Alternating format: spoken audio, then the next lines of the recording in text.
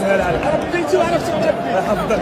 وبالنسبه اللي كينتقدوا كنتمناهم انهم يعرفوا ينتقدوا، لحقاش حنا عندنا عائلات وعندنا والدين كيدخلوا يقراو داكشي. السلام عليكم. من طفل مغربي في حي شعبي إلى لاعب محترف في الديار الإسبانية، مثال للشباب المغربي المكافح اللي بغى يحترف كرة القدم. مهاجم تعرض لبزاف ديال الانتقادات في الحياة ديالو، واليوم كيثبت راسو وكيدهش العالم بأسره. صاحب الراسية القاتلة ضد البرتغال، واللي دخل التاريخ بالقفزة الخرافية ديالو اللي وصل لارتفاع ديالها 2 الأمتار و78. فاليوم اخوتي وخواتاتي لازم علينا نعطيوه حقه، فغادي نتكلموا على الحياة ديالو، ما غادي نخليو حتى كبيرة وصغيرة إلا وذكرناها. فاليوم نبشنا في حياته وجبنا كاع الأسرار ديالو، وغادي نتكلموا على الأصول ديالو، شكون أمه، شكون باه، الإخوة ديالو، المدينة اللي تولد فيها، النجاحات اللي حقق في حياته، والحالة العائلية ديالو، والسبب الانتقادات اللي كان كيتعرض لهم.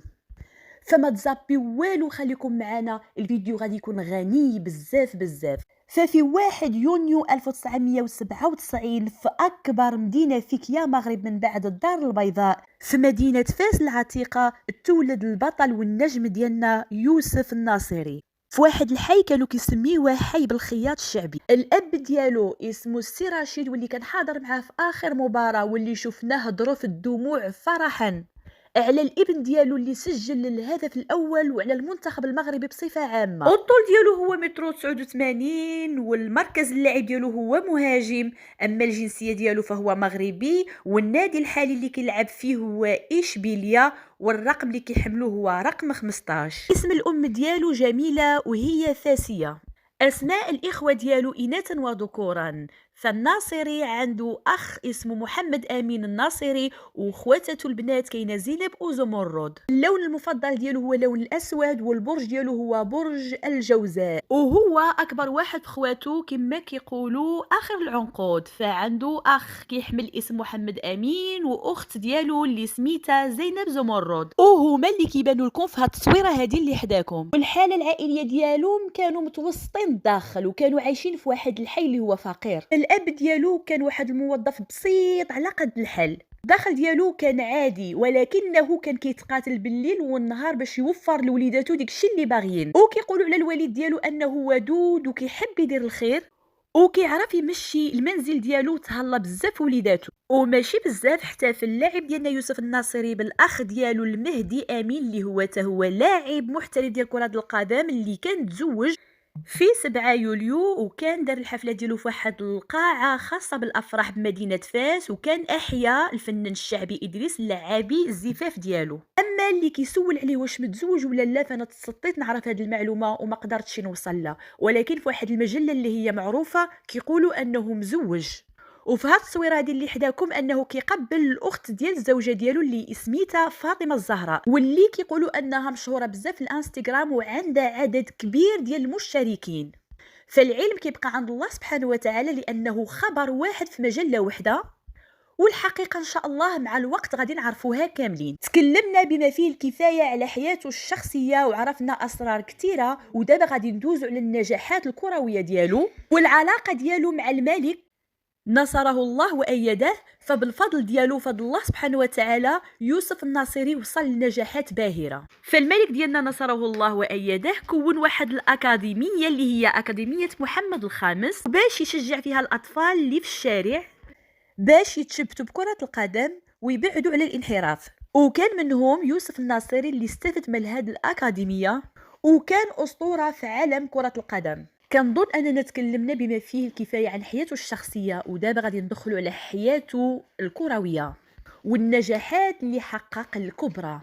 فيوسف الناصري بدا المسيره ديالو مع المغرب الفاسي، ومن بعد مشى اكاديميه محمد السادس في 2011، وكانت تعجب به الاطار الفرنسي المغربي ناصر لارغيت اللي كان كيدير في ديك اللحظه الاكاديميه، وكان مستغرب بزاف بالضربات الراسيه ديالو الرائعه والقذافات ديالو كذلك اللياقه. ومن بعد عرضوا على واحد النادي اسباني في 2015، واللي بقى معاهم عامين حتى 2018، ودار واحد التقاعد مع نادي اسباني باش يخوض تجربه جديده، وينتقل لنادي اشبيليا عام 2020 مقابل 25 مليون ديال اليورو.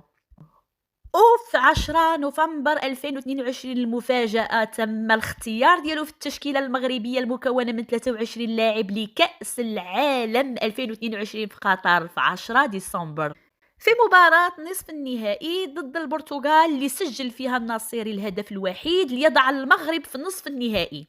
وهذه هي المرة الأولى اللي كيوصل فيها شي دولة إفريقية أو عربية إلى تلك المرحلة في كأس العالم. ودابا غادي نحكي لكم علاش كانوا في واحد الوقت المغاربة نقلبوا ضده وتاروا عليه وتنمروا عليه، وعلى حسب ما كيقولوا انه كان شارك في واحد المباراة وضيع بزاف ديال الفرص خلال المشاركة ديالو ضد منتخب الغابون، واللي كانت فيها نهائيات كاس افريقيا سنة 2017، وكانوا رجعوا له اللوم غير هو. وكان الجمهور المغربي خرج عبر مواقع التواصل الاجتماعي كيعلن الرفض ديالو رفضا تاما يكون متواجد في تشكيلة المنتخب، مشيرين أنه إذا بقى غادي يقصي المنتخب المغربي بعد أن تحقق حلم العودة إلى المنافسة في البطولة العالمية اللي غاب عنها المغرب طيلة 20 عام كامل.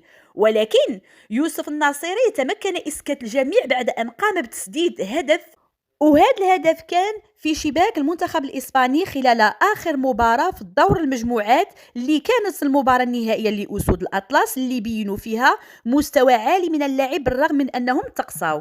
وفي هذا المونديال الأخير الناصيري رجع أول لاعب مغربي كيسجل هدفين في موسمين من كأس العالم، الشيء اللي جعل الجماهير المغربية والعربية تشيد بأدائه القتالي داخل رقعة الميدان، خصوصا أنه سجل هدف ثالث في نفس المباراة لكنه لم يحسب. ولم يتوقف هنا فقط، فأصبح يوسف الناصيري محقق أحلام ملايين العرب بعد أن قاد هدفه خلال الشوط الأول في شباك المنتخب البرتغالي للمنتخب المغربي إلى دور النصف النهائي، وهي المرة الوحيدة اللي كيتمكن فيها المنتخب إفريقي وعربي إلى الوصول إلى المربع الذهبي في تاريخ كأس العالم، واللي كانت أول دورتها سنة 1930. هذا الهدف ما كانش عادي، فقد أدخله يوسف بضربة رأسية بعد أن قفز عاليا بطول 2 أمتار و78 متر، وهذا القفزة اللي تجاوزت تلك التي قام بها كريستيانو رونالدو سنة 2018 واللي وصلت 2 أمتار و56. واليوم بإذن الله أصبح هذا الشاب الذي قاده حب الساحرة المستديرة إلى تحدي الظروف والسعي وراء الأحلام ديالو، وكي تعتبر أكثر لاعب مغربي مسجل للأهداف في تاريخ المنتخب المغربي بمعدل 16 هدف، متفوقا على كل نجوم كرة القدم اللي سبقوه، ومواجها انتقادات كان من الممكن أن تعيده إلى الوراء. إلى هنا أصل إلى آخر فيديو وأقول لكم دمتم في رعاية الله والسلام عليكم.